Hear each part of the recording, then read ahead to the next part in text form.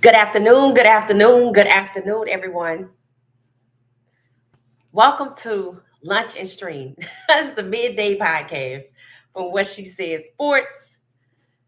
So we talked to the podcast community and we inquired as to what's a good time to go live during the day for our members and our supporters, and they went with lunch. So I came up with Lunch and Stream. So y'all know we have You Up. That is the impromptu late night podcast and the daily live stream for What She Said Sports. And join us for Lunch and Stream. All right, y'all.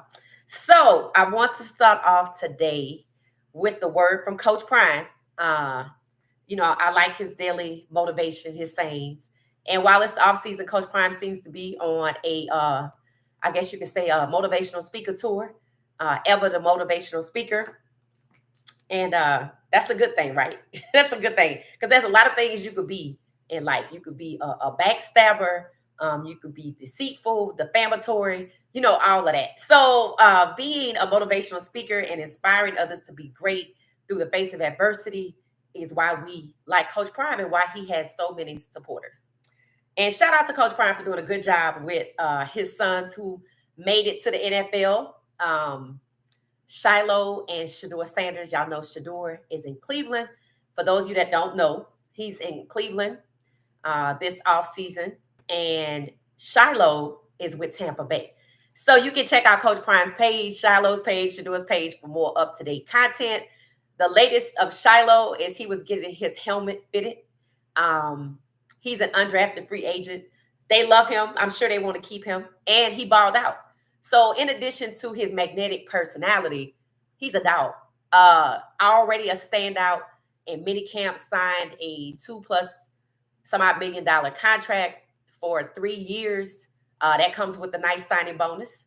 And same thing for Cameron Silver-Craig, who is with Travis in Jacksonville. So the guys are getting along pretty good.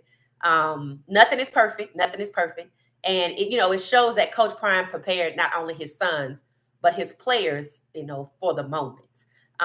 Jimmy Horn Jr., the Carolina Panthers cameras love him. Shout out to Jimmy Horn Jr., who signed a $4 million contract for 4 years and had him a nice little signing bonus of $196, almost $200,000. That takes the pressure off. If there's any pressure, believe me, that's great to have. And they love him, and he's balling out. And Jimmy even told the Carolina Panthers, I still got another gear left. And that's one of the things that we talked about with Jimmy Horn Jr. during the season, that you could see he had another gear. So we believe he'll be working on special teams. I can't wait to see it. We're going to take a look at the Carolina Panthers schedule so we can get an idea of who they play. If you joined us yesterday, we actually looked at the Cleveland Browns schedule to get an idea of who Shador Sanders will play. And the one game that jumped out that I know that the What She Said podcast community is looking forward to, and a lot of CU fans probably, Cleveland Browns versus the Tennessee Titans. So hopefully Shador will get the opportunity to play in that game. I mean, he definitely should, but, fairness doesn't seem to be the rule of the day in Cleveland. So we hope that God can make the sun, the moon, and the stars come together so we can see Cam Ward versus Shador Sanders, Cleveland Browns versus Tennessee Titans. That will be everything. So y'all stay tuned for that. The schedule will be announced on May 14th. Now, we know the opponents, but we don't know the dates of the game. The NFL will announce the dates of the game officially. Excuse me.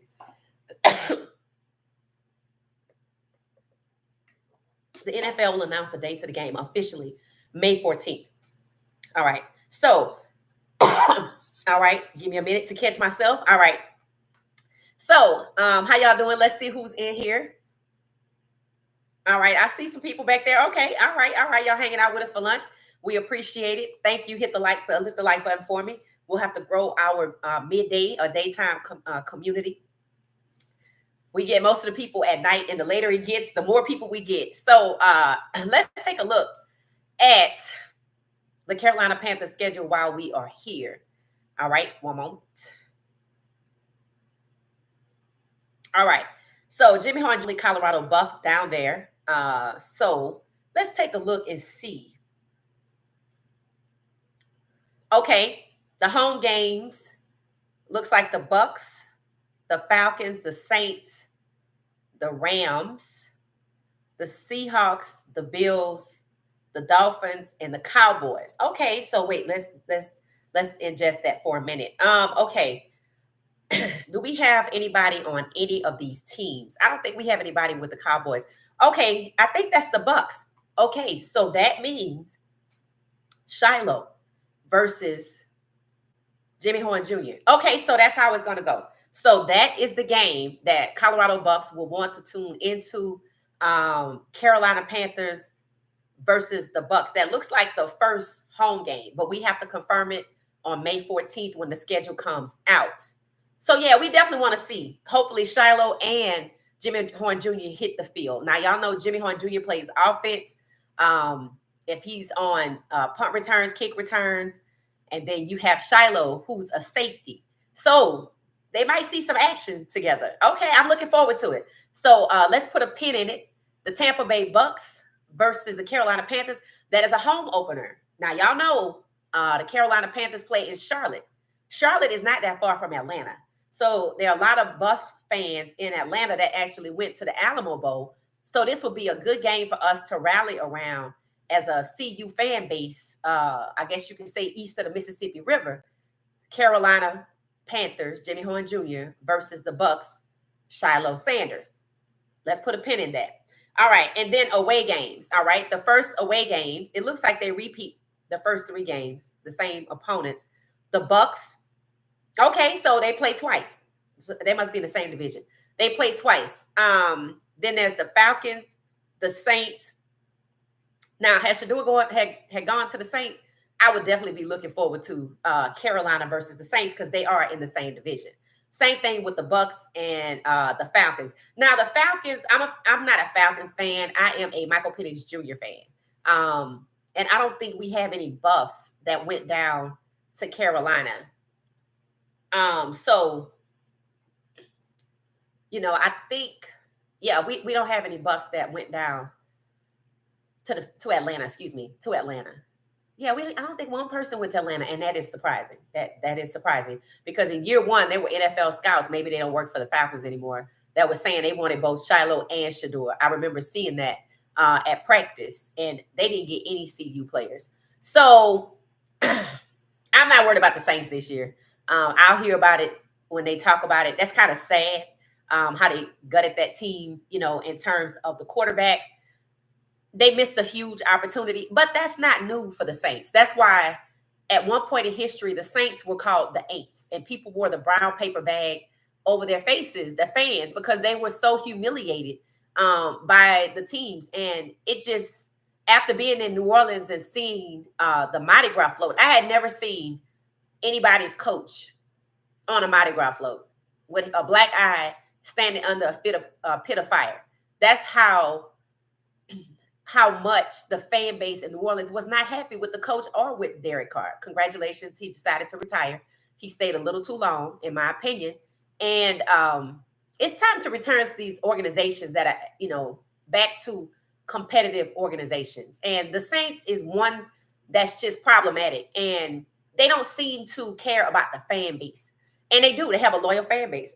In New Orleans, people feel like Shador being with the Saints and Cooper Flag being with the Pelicans is something that could have returned New Orleans professional sports back to greatness. But we see that, the Saints chose to err on the side of ridiculousness. So, we'll see. I'm kind of glad none of our other guys are there because I would hate to have to watch. So Jimmy Horn Jr. down in Carolina. Looks like the away games start with the Bucks, then the Falcons, and then the Saints. I'll probably watch the Bucks and the Falcons. I know for sure I might want to actually be in the house for the Bucks and the Falcons. Tampa is only 6 hours from Atlanta. And then Charlotte is not as far either. I feel like Charlotte might be maybe 4 hours away. Maybe. So those are easy games to get to. Even if it's 6 hours, it's okay. It's okay. But I don't even think Charlotte is that far from Atlanta. If anybody knows how far Charlotte is from Atlanta, Georgia, drop it in the not by flight, by driving. Let me know, because I think that would be a fun road trip. Okay. And then they move on to the Cardinals, the 49ers, the Patriots, the Jets. Now, I wouldn't mind seeing the Jets. I would mind seeing the Jets to see how Justin Fields does. Justin Fields versus Bryce Young. That's what I would be looking forward to with our guy Jimmy Horn Jr. on the field. And then Green Bay, Malik Willis is in Green Bay. And then we have the Jaguars, where Travis is, and Cameron Silver Craig, and I believe BJ Green is also in Jacksonville. So yeah, those are good games. So we definitely gonna be watching Carolina this season. We definitely will be watching the Panthers. I saw Jimmy Horn Jr.'s jersey, number 15, out and about. Looks like they're selling that jersey, his rookie jersey. He wore the 5 at CU. He's wearing the 15 now. So that's the Carolina Panthers. All right, so let me see who's in here in the comments. It said the Browns are already marketing Shador like crazy. Right. They said somebody sent me a message and said the owner picked Shador because he could use him for marketing, because they've been sorry consistently, so marketing is all they have.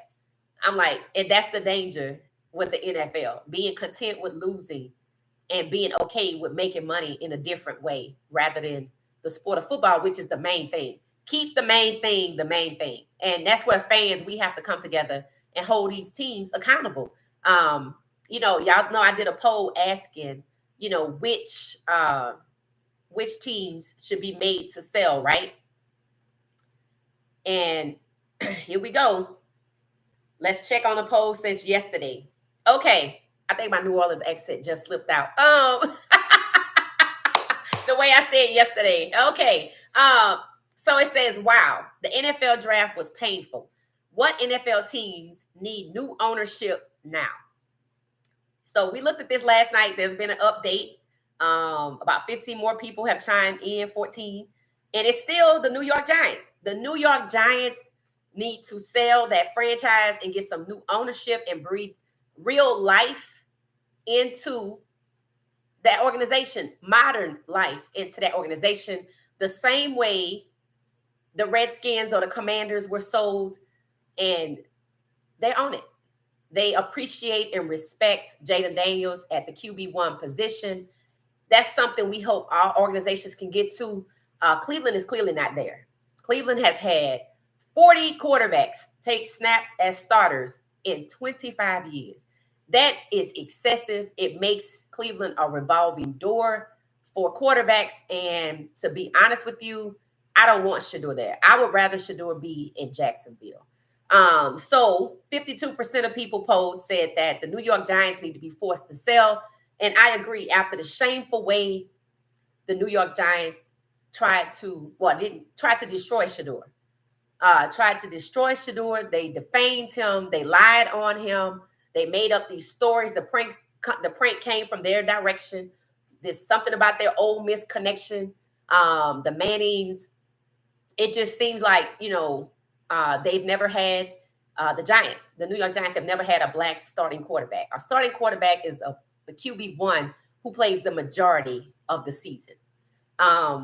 They've never had that. And I do find it very interesting that the Giants put out, a post right after Jackson Dart was drafted saying what?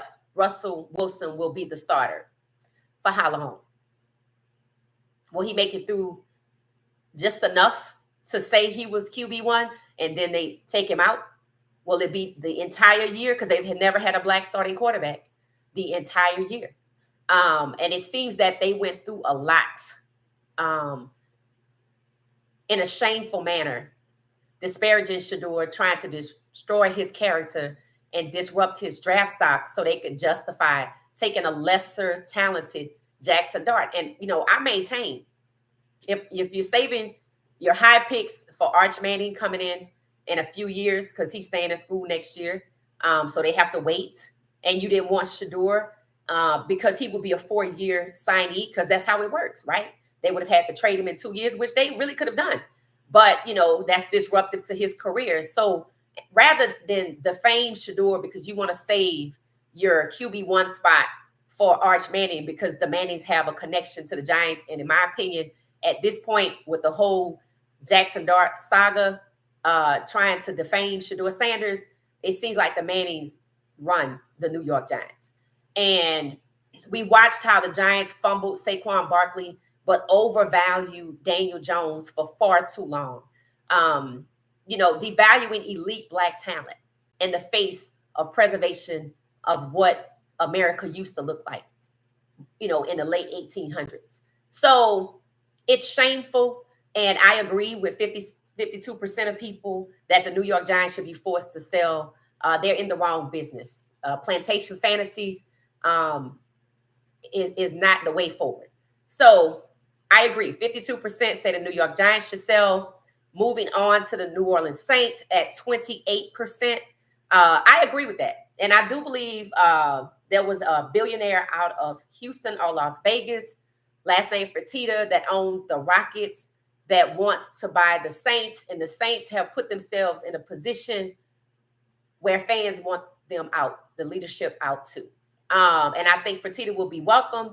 He's a businessman. Clearly, he just wants to win and make money, which are really the two goals: win and make money.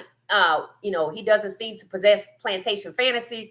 So it wouldn't surprise me after the consistent fumbling and mismanagement of the Saints organization and the Pelicans, holding on to Zion Williamson way too long, only wanting to dispose of him so they could get Cooper Flag, using him as a stereotype banner, which was ugly in my opinion. So the Saints, they second on the list. They need to get new ownership immediately, expeditiously. And then number 3, the Cleveland Browns. I feel like there's no explanation needed. I feel like there's no explanation needed. If anything, Cleveland should have rolled out the carpet for Shador Sanders, an elite QB1 who's transformative, have changed Jackson State from a organization that was not winning and put them back on the map the entire time they were there. Same thing with CU. Y'all know CU's story. The first year, I'm telling you, going 3-0 was not a fluke at all. Shador being Mr. 500 was his nickname. You get Shador a clean pocket. You let Shador get a clean pocket. He gonna be Mr. 500 in the NFL. And I don't understand why people talk about the NFL football, the level of it, as if it's this elite level that can't be attained. The difference between the NFL and college football is the age of the players. These players coming out of high school, going to college, have to have time to mature and develop. And when they get to the 4th year, they're bigger, they're stronger, they're wiser, they know how to play, they're better, right? So if Jaden Daniels, Bo Nix, and can come in as rookies and ball out. Bo Nix struggled a bit, but they gave him time to struggle. Justin Fields didn't get that time to struggle. Caleb Williams is being just torn to shreds out there. And, CJ Stroud first year coming in, putting the Texans on his back. And then y'all saw what happened to him sophomore season. So it's not that the NFL is harder. The players are just older.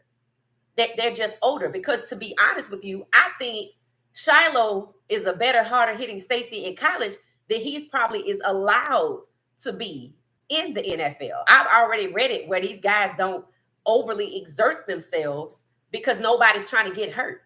They're all trying to stay on the payroll. Nobody's trying to get injured. They're all trying to stay starters. They're not out here in high school, which is why some people like college football and high school football better. We like high school football because we see just the pure love of the game. We like college football because we see the pure competition. We know it's competitive.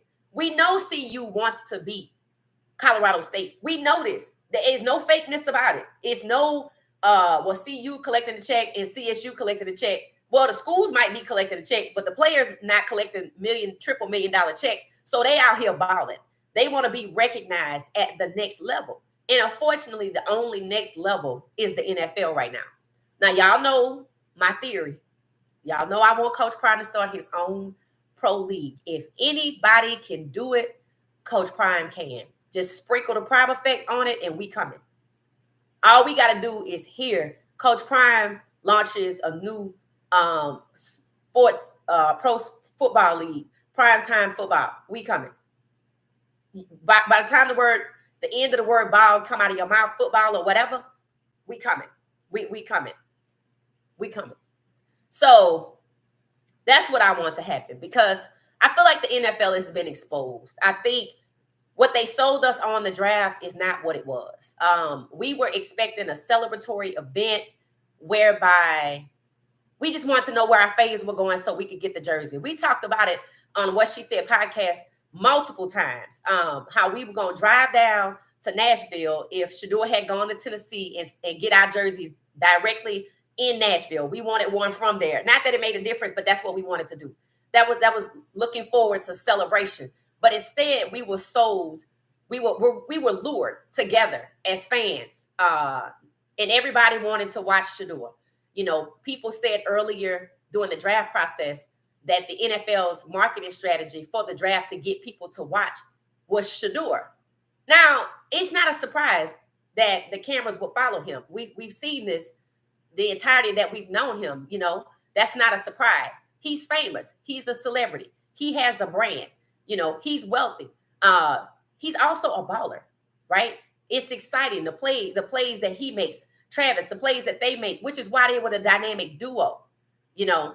So for the NFL to lure 7 million fans together, all to watch Shador, and for them to basically hold Shador hostage and try to push him down to undrafted free agency, believe me, that's where he was going. So we could watch is one thing.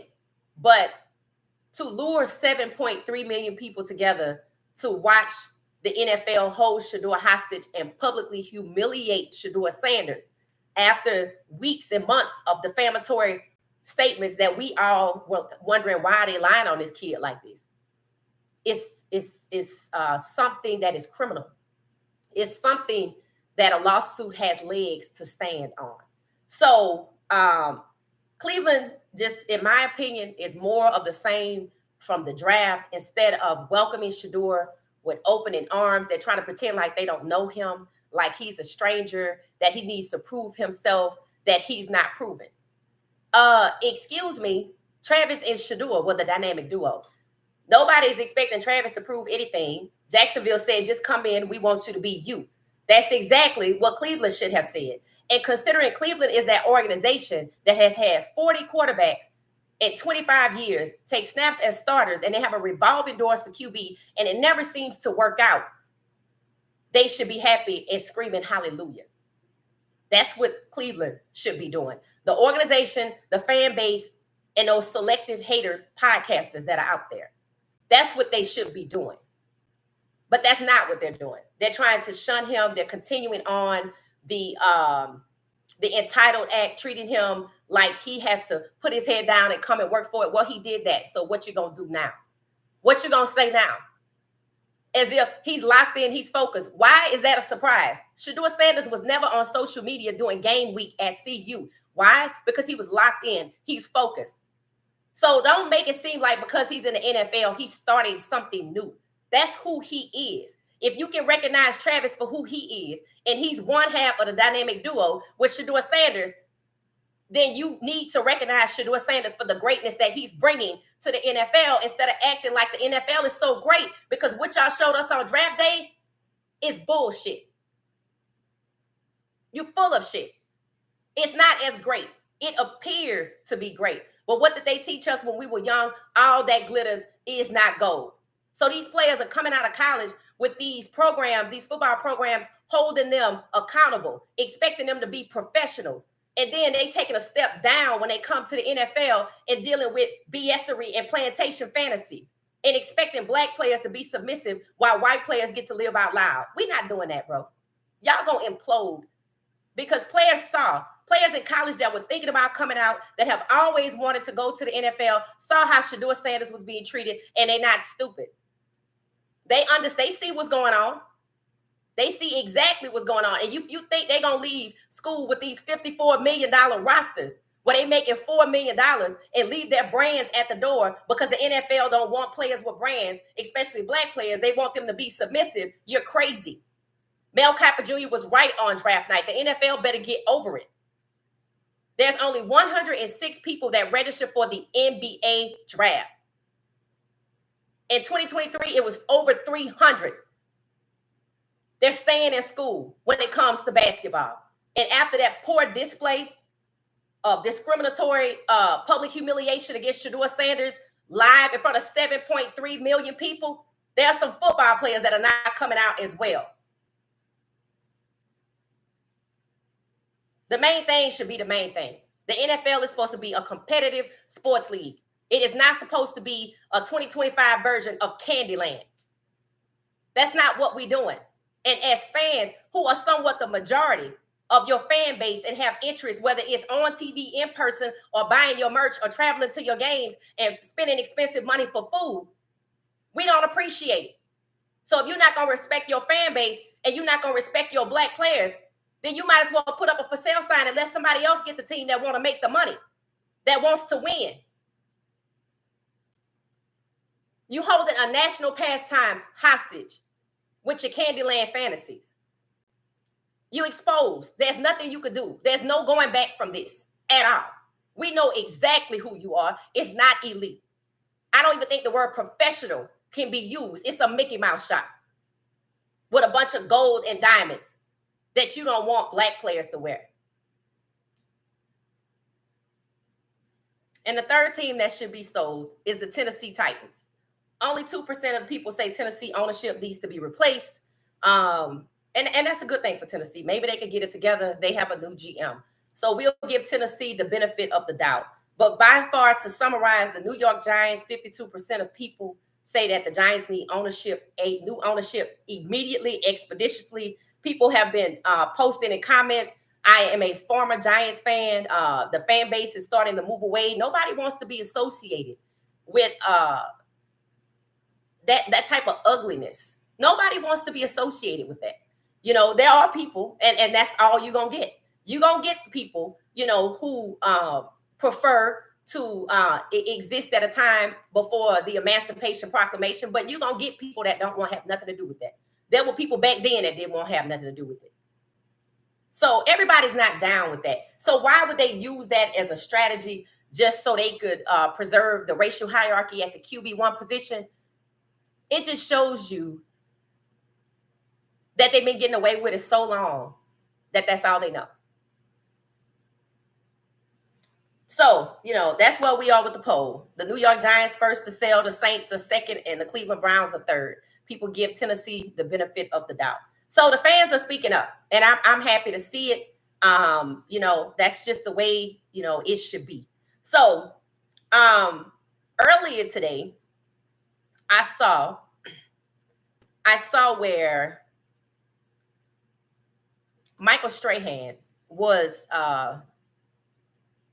trotted out in front of the new New York Giants, the rookies. So let me set this up a minute.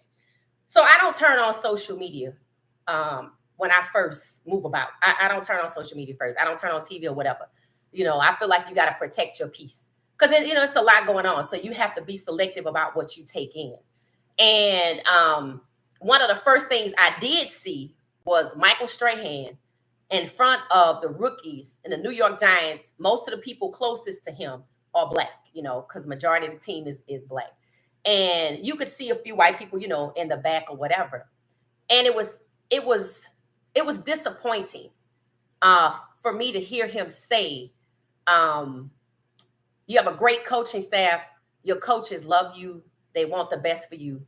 And this is the same coaching staff that lied on Shedeur Sanders, that intentionally defamed Shedeur Sanders so they could sully his character so people could believe it, so they could justify drafting Jackson Dart. This is the same New York Giants organization that has the Ole Miss connection by way of the Mannings and now Jackson Dart, and the connection to the prank caller who called Shedeur Sanders during the draft using inside information about Shedeur Sanders' phone number, which has been confirmed was passed out to 2,000 people who did not need to know in the NFL. That means all 32 teams plus some. And the prank caller himself with the same Ole Miss connection using inside information, Shedeur Sanders' phone number, plus the fact that the Ole Miss prank caller knew that Shedeur was going to have to wait a little longer because he had inside information to know that Shedeur was not being picked by the Saints, who also have the Mannings connection. So the Giants and the Saints both have the Mannings connection.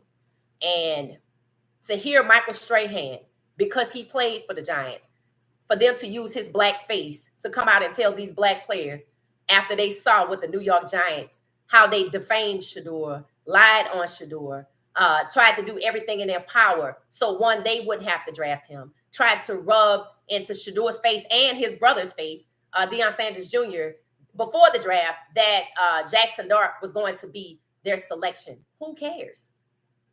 Who cares? Your fan base cares. I doubted Shedeur cared. I doubted Deion Sanders Jr. cared. I doubted anybody thought that the New York Giants would, for the first time in history, draft a black starting quarterback. Nobody ever thought that. So they went out of their way to defame this kid.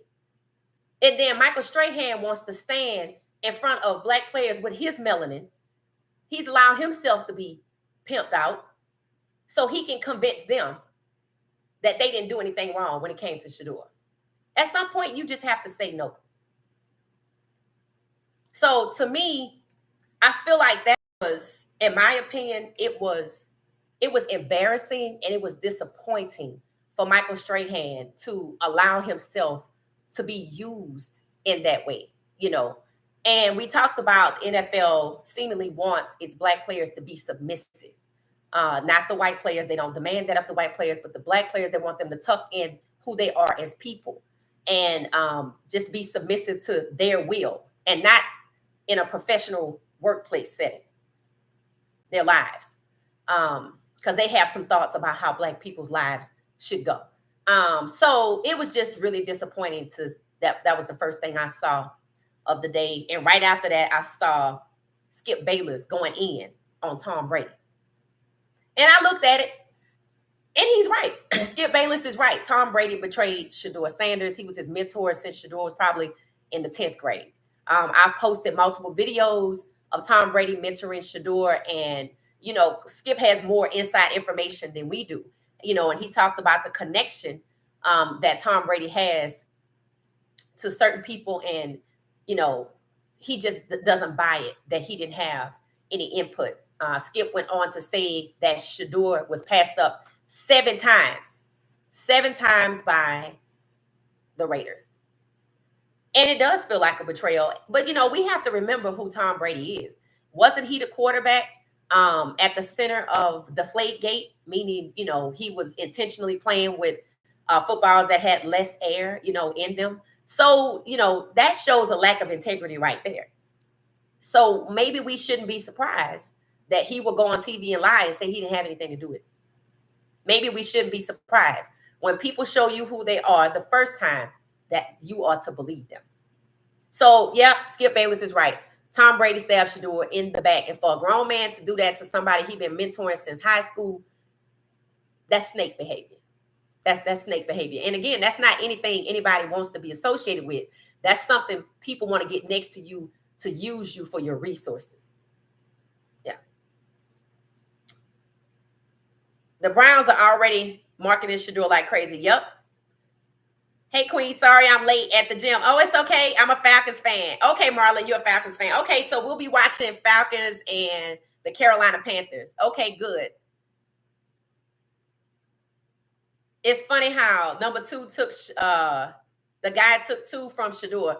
You know, I saw the video where they were choosing, and I think it was him that said he wanted 2 or 5. So they gave 5 to Dylan Gabriel and gave I guess they gave him 2. But it's not lost on us that Cam Ward gets to wear 1, and that Travis gets to keep his 12, but Shador is 12 is forced on him by the Browns organization. What did I just say? The Browns are keeping up with the same denigration of Shador Sanders as an elite player. Oh, we drafted you in the 5th round, so they treat him like he's a 5th round QB. But remember, the Cleveland Browns interviewed Shador pre-draft process extensively. Because why? He was an elite QB and they needed a change maker. And people are saying, the owner's using him for marketing. I don't doubt that. But if he was smart, he would have gave him the 2. So is he using him for marketing, or is he trying to continue what the owners were doing in the draft? And that's standing down pat and nobody drafted him. And somebody pointed out, well, all 32 teams that need a quarterback. There were 13 quarterbacks in the draft, and more than 3 were taken. So the other teams that needed quarterbacks could have taken him as well.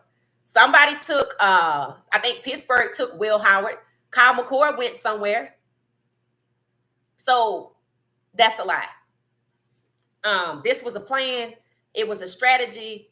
It was a poor strategy to exploit him for views and then publicly humiliate him at the same time. And it was short-sighted to think that fans wouldn't have a problem with it and seek to hold the league accountable. It was short-sighted to expose to the world that the NFL draft is not about talent. Therefore, it explains why many teams are not about winning. I just mentioned a few who need new ownership. There's hope if they get new ownership. New York Giants is first on the list. If Donald Sterling from the NBA used to be an owner, could be forced to sell and pay a $2.4 million fine for comments on audio, I wonder what kind of comments are documented on audio, video, and maybe text from the New York Giants. They have proven they have hatred for Shador Sanders. It wasn't competitive gamesmanship at all. They have hatred. Why is the hatred so deep? Does it have anything to do with Mississippi and its historic treatment of Black people? That Ole Miss connection is something they seem fervently on continuing. So it'll be interesting to see what comments float around in that organization behind closed doors and on devices and on audio.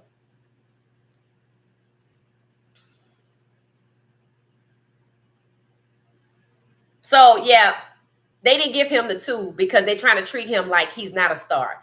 That's one of the problems that Cleveland has, and that's what's going to get the GM fired. Because the GM, who we haven't seen in a few days, is one person who, in my opinion, allowed them to use his melanin to put Shador down and try to treat him like he was a nobody, like he was on Last Chance U, like I said before, living in his mama's garage, not like he is the best, most accurate QB in the draft. Now, why wouldn't Cleveland welcome the most accurate QB in the NFL draft? The most accurate. Why wouldn't they welcome him with open arms? And then after they see him ball out and become the best person in camp and on their roster when it comes to QBs, why wouldn't they stop this foolishness and hold up the opportunity to win? Because it's more important to do what? It's not about winning. What is it more important to do? It's more important to try to put Shador in somebody's place. I don't know whose place it is. It's more important to keep up the public humiliation that Shador faced on draft night. It's more important for Cleveland to maintain that public humiliation by trying to say, oh, you're not that good. We got you in the 5th round. They were forced to take him in the 5th round, which means they still telling a lie. They didn't take him for marketing because if they did, they would let him wear the number 2. They gave him 12 because they don't want him with the number 2. Because when he wore 2, he was great. They're trying to tell him you're not that great. Only the greats get to choose. Travis is wearing 12. Cam Ward is wearing 1. They're continuing up with the act of public humiliation. This is why most people don't want Shador in Cleveland. we see that Cleveland is just doing more of the same from draft night. Instead of doing what they need to do, capitalize on this young man's transformative QB abilities, and for God's sakes, turn your organization into winning. But they're not a losing organization because they can't win. They don't want to win. They don't want to win. If anything, moving away from Shedeur in the draft at the last minute on March 31st before the draft, when you knew you had Deshaun Watson's contract since Deshaun Watson got to Cleveland, well, then guess what? You were never serious about winning, which is why you paid a defensive tackle QB1 money. So I don't know how they truly marketed him with a number 12 instead of a number 2. Marketing strategy says, you see what number Jacksonville is selling with Travis jersey. They're like, no, we don't want to change nothing. We want you to come in here and be you. So how is it Travis can come in and be him, but Shedeur can't? And they both make up the dynamic duo. It's because all of this hatred towards Shedeur is because he's an elite black QB1. And they worked really hard, including locking him out of the first round, to make sure he does not become a QB1. This is not about anything else other than what you think it is. Preservation of the racial hierarchy at the QB1 position. Good afternoon, good afternoon, good afternoon. Enjoying what she said, lunch. Thank you, thank you, thank you. Thank you, Jackie. Thank you, thank you. I believe that the owner allowed the coach and GM to run the draft and stay out of the way. Right, because they don't want to give the appearance of any type of collusion with the rest of the owners. And I think it also set the GM to be fired. So yeah, I believe that. The future existence is tied to Shedeur's success. I don't think Shedeur gonna be in Cleveland. I hate to tell y'all. I don't want y'all feelings to be hurt if y'all hear Shedeur didn't make the roster and they trot the GM back out with his melanin to tell y'all, yeah, well, we picked Dylan Gabriel first because we really believe in his skill set. Dylan Gabriel was a Heisman candidate. He also could be a QB1. What do Dylan and Shedeur have in common? From a worldly perspective, I love college football. I like the next level talent. You know what? I think for me, the NFL draft was painful. It just really was. It was painful. It was exhausting. It left you feeling exhausted, not exhilarated, not excited about the NFL. You know what it made me excited for? It made me excited for college football, where we don't have to deal with all this. We don't. There is some issues. Don't get me wrong. There is some issues, but not like this. This is ridiculous. This is ridiculous. And it doesn't make you want to gravitate towards the NFL. Now that the curtain has been pulled back, the prank exposed, after the president came in and said, if you want to win, you will draft him immediately. What President Trump was pointing out, they weren't trying to win. They weren't making decisions to win. They weren't making business decisions. He knew exactly what kind of decisions they were making, which is why he got drafted, because they had to figure out where he was going to go. And he went to Cleveland because Cleveland was already courting him and because Deshaun Watson is there. They did not think this through. They did not think this through. So now they got to figure out what to do because, okay, I've been trashing him. At what point are they going to start welcoming him? If you don't see them welcoming him and they still holding him back, I don't think the fans going to sit quietly. I think the fans going to revolt. They did not think this through. So right now they just scrambling. And the Giants think that they can trot out the melanin of Michael Strahan and convince those players who are there for the bag and only the bag because they know what time it is in New York. And when they see the Giants shunning Russell Wilson and putting Jackson Dart on a pedestal, and if he becomes Daniel Jones 2.0, they're going to have to live with that. They're going to be there to get their check and go home. And honestly, that's what they need to do. I wouldn't even worry about the Super Bowl in an organization like that. If they don't have Russell Wilson to start and get them all the way there, but they put him out there for performances only, meaning to get to the point where he's the majority, he's officially their first black QB1 because he played the majority of the games, and if he don't play the rest, that's performance. They gonna see the disparity in the Jim Crow in the New York Giants organization. It's been prevalent. It was prevalent when Saquon Barkley was there. How do you let talent like that walk? Because it's black and they don't value that. That's not what's valued. They want the face of the winning to be somebody that's not full of melanin. And that's going to be prevalent to those guys who stood there and watched Michael Strahan try to convince them that you have a great coaching staff, that they love you, they care about you, they want the best for you, after they spent months defaming Shedeur Sanders so they could keep their Ole Miss connection alive. There are players on that team, somebody from Mississippi or have family from Mississippi, and understand how Ole Miss get down. So Michael Strahan ain't fooling nobody. He making a fool out of himself. This the one morning he should have said thank you, but no thank you. I don't care if he was with the Giants and became a Hall of Famer in the NFL. At some point, you have to hold people accountable, or you have to distance yourself if they refuse to be held accountable. But you don't continue on with the foolishness. That's the submissiveness that they're looking for. No matter how I treat somebody that look like you, I want you to keep it pushing and send out my message and try to recruit the rest to be submissive like you. No, that was disgusting. That was nauseating. Shame on Michael Strahan. And I used to like him. So yeah, I'm with you, Marlon. I'm excited about college football. If these guys were not in the draft, first of all, I probably would never even watch the NFL draft. I don't think I've ever watched an NFL draft. I probably have watched an NBA draft, maybe. And that's a stretch. I don't know. I might have saw it on TV and watched them pick one person and kept it pushing. But the NFL, and mind you, I told y'all, I grew up in New Orleans, Saints fan, live in Atlanta, Falcons fan. My first year here, when they had like a pep rally at Atlantic Station, I was front and center because it was the first game. I think it was the Saints. So it was the Saints Falcons pep rally. It was fun, yada, yada, yada. And then the reality set in. That's to lure you in. And then when you get lured in and you see what really is the agenda, you don't want to be associated with it. It's ugly. It's not real competitive sports. Y'all not building teams to win because you're not even drafting talent. That's what Stephen A said. Well, we know the NFL is not about talent or drafting talent. So if I'm not about drafting talent, I'm not about winning. Who gonna pay for that? People that relish in seeing a modern version of Candyland. That's who's gonna pay for it.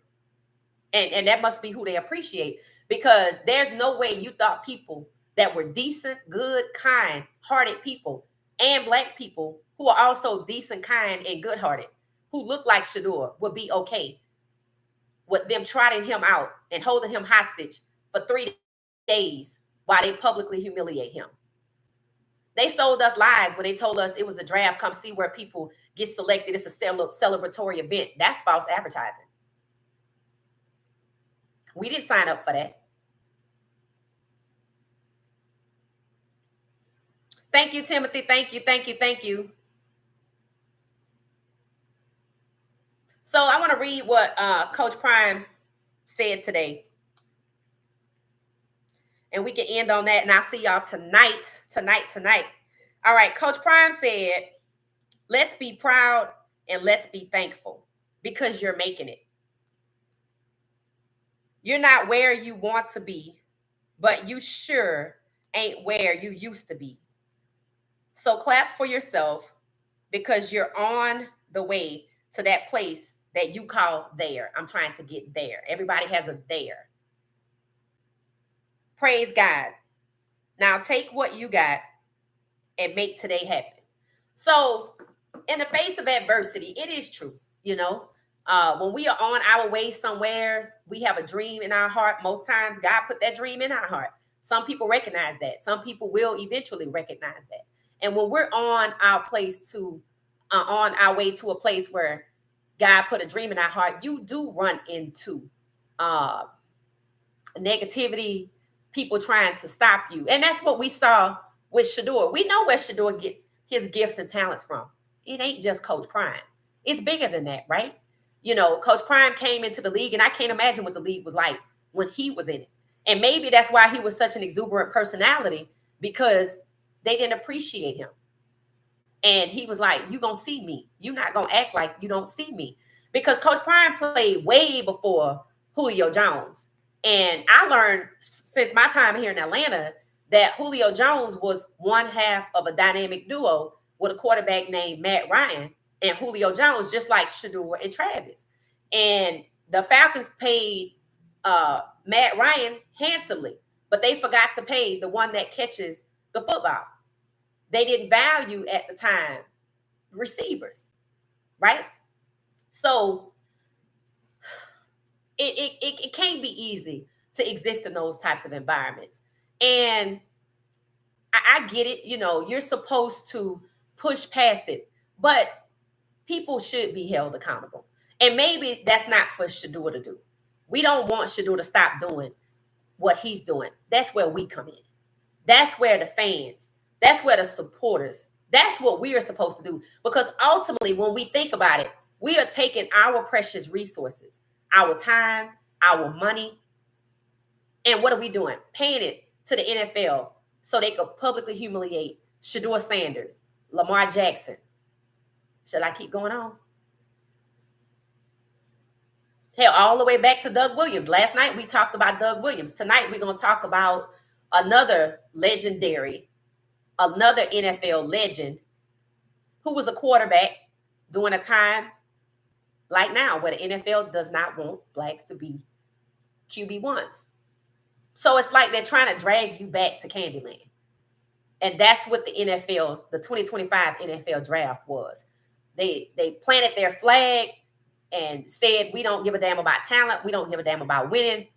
But we are not going to have Shedeur Sanders become the 17th black starting quarterback. All right, y'all. So we get ready to get out of here. I appreciate y'all. I'm going to read a few more comments and shout y'all out. Shedeur will start, win or lose. I think so. I think they weren't expecting him to get drafted at all. They were expecting him to be a drafted free agent. And God kicked that door in. So you know what we're going to do? We're going to see what God does. That's why I don't listen to nothing they saying. I'm like, because y'all couldn't even stop him from getting drafted. And now you trying to play like he's a nobody. Oh, keep playing. I said it last night. I'm like, the NFL is playing with God's favorite. I'm like, they picked on God's favorite. You know what they say when black people say you got the right one? You indeed did not get the right one. You got the wrong one. And that's when it comes to Shedeur, they picking on the wrong person. They really are. Russell Wilson is not very good. I don't know. Russell Wilson, I think, is good. Russell Wilson had the second highest QBR rating in free agency.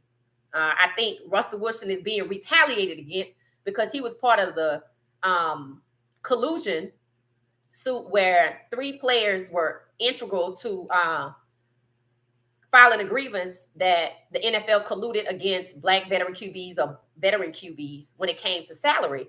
And it was Lamar Jackson, Kyler Murray, and Russell Wilson. We don't hear much out of the direction from Kyler Murray, but we might need to pay attention this year. We already see how they snub Lamar Jackson, how they disparage Russell Wilson, and they forced him out of Pittsburgh after he led them to the playoffs. And that's what they do with the black quarterbacks. If they don't want them to start, they just keep pushing them to another team because what do you have to do every time you're traded?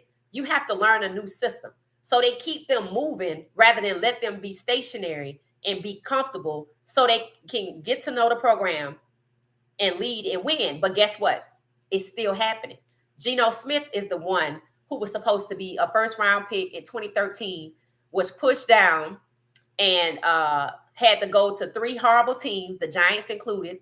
It was the Jets, the Giants, I think, and the Chargers before he got to Seattle, where he linked up with Pete Carroll. And I pointed out the other night, Geno Smith has not even made it past $100 million in salary in the NFL. And he's been here since 2013. He's probably one of the only ones, a few from the class of 2013 that he came in with. And when they said he resurrected his career in the NFL, no, he didn't. He went to a good team that wanted to win. The rest of the teams didn't want to win. They were comfortable with losing because winning is for the players. The owners get paid regardless. And the owners too many of them have found comfort in getting paid while their teams suffer because the majority of the teams The majority of the players are black. And if they think they're inferior, they don't care about them winning. They're not gonna even set it up for them to win. You are there to make me money, boy. That's where it is. Candyland.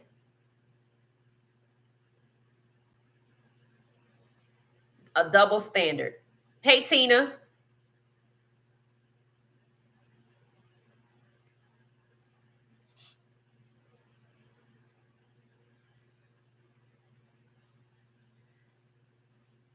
They always use ex-football players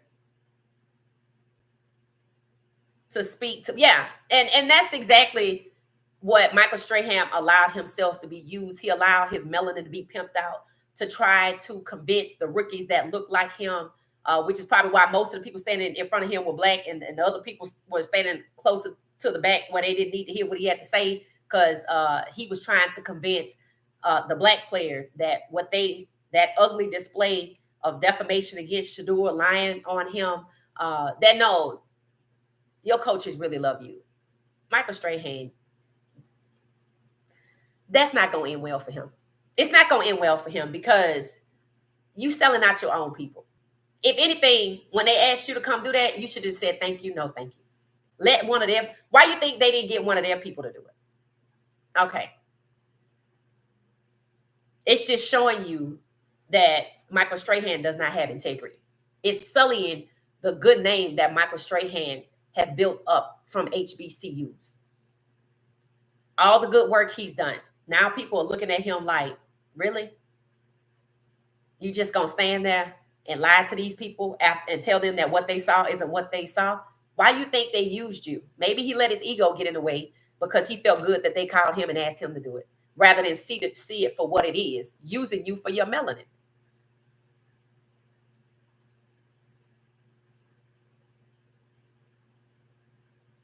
So, that's where we are. All right, we had a good little lunch crowd, All right, y'all. So set your notifications. We'll be back tomorrow, same time, lunchtime, lunch and stream. We'll see more what Coach Prime has to offer. Shiloh got his helmet fitted. So he got his helmet. The Bucks cameras love him too. I say Jimmy Horn Jr. and Shiloh, the Bucks cameras love them. All right, so we're gonna get out of here, and we'll catch y'all tonight at, I think, 9:30 p.m. Eastern Standard Time for the What She Said Daily Podcast, where we'll be catching up on the latest with the forever buffs that are in the NFL. And we might get some new updates on the buffs back in Boulder. So, it seems like they're in the off season. I guess there's really not much going on. So it's kind of quiet there. But if we get any new intel, we'll share it. In the meantime, please, please, please hit the like button. Hit the like button. Y'all are doing a good job. The likes actually match the views, so I appreciate it. Thank you so much. If you're new to the channel and enjoy hanging out with us, please hit the subscribe button, so you can always come back and get the notifications that we're going first. We also have memberships. When you see the join button, click it. It does not commit you to anything. You get to see the two levels that we offer. You could be friends of What She Said, or you could be What She Said family. What She Said family, or what I call my ride or dies. They hang out every day and they support the channel. They moderate. They provide insight, and I do separate videos and shorts and separate information. VIP information. All right, so make sure you check out the memberships and choose your level. But thank you all for hanging out with What She Said Sports for lunch and stream. So we'll be back tonight at 9:30 p.m. Eastern Standard Time, and you get to decide if you want to go to church or if you want to go to class. Have a good one. Thank you.